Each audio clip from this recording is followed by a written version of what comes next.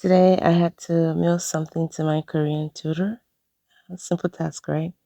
Well, except I live in America and going to the post office is already a threat to my peace.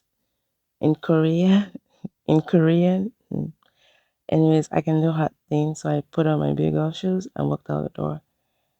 Walked past the light, took a deep breath, gave myself a little pep talk. You speak some Korean. I just saw, you're capable. You're not embarrass yourself or your ancestors today. So real quick, let me tell you about where I just was. Korean Post was established in 1884, Joseon Dynasty, right? Older than most things Americans consider old. But here's the part that gets me. The very first modern post office in Korea opened that year and lasted exactly 10 days before a political coup shut it down. 10 days. They built an entire postal system and somebody staged a coup before the ink was dry on the first envelope. But they rebuilt it through colonization, through war, through a country literally being split in half. They rebuilt it every single time. And meanwhile, USPS, side eyeing you right now, it takes USPS 3 weeks to deliver a birthday card 2 zip codes away. I'm not saying anything, no. I'm just saying. Anyways, 140 years later, I walked in, mailed my package, next day delivery for 4,001. Sat on and walked out with my whole chest. The audacity of continuity. I mean, Korea never misses. I took a number, sat down. No one was looking at me strange. The place was clean, organized. I actually felt my blood pressure drop slightly. Now, here's what nobody tells you about Korea post office. They make it easy. Pre-made envelopes are packaging right there. Fill in the sender and recipient name and address. Korean and English both work. Hand it over and they handle the rest. No guessing, no drama, no 20-minute line behind somebody shipping the refrigerator. Anyways, before I go further, I just want to say this post is dedicated to someone very special, Miss Joy, my Korean teacher in Australia. It's been 5 years since you came into my life and made Korea feel less like a distant dream and more like a place I was always supposed to find.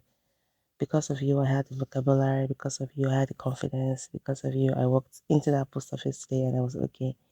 Thank you for making my life beautiful in so many ways. And to my dear friend Eugene, who sat down with me and explained how the post office works and gave me the courage I needed to actually walk through the door. I actually called her. I was like, "Hey, Eugene," and she picked up my phone. And said, "Only, Muslim so."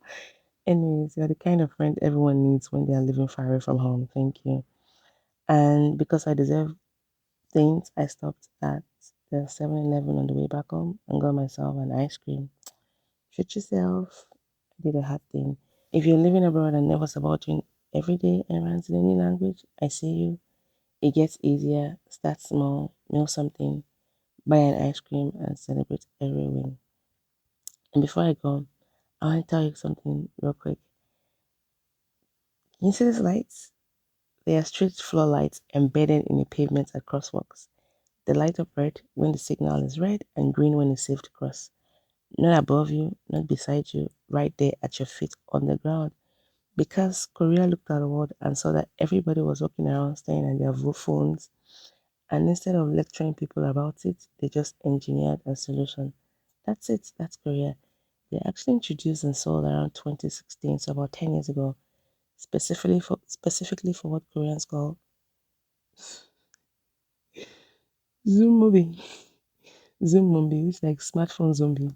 Just Koreans come up with a neat way. Yes, they named the phenomenon, identify the public safety risk, and then fix the streets. Anyways, and honestly, I'm a part of that problem. I have been a small bee on this street and I have looked up mid crossing and had the moment of, oh, the lights have saved me. Personally, I owe them. Anyways, I'll see you in the next video. Bye.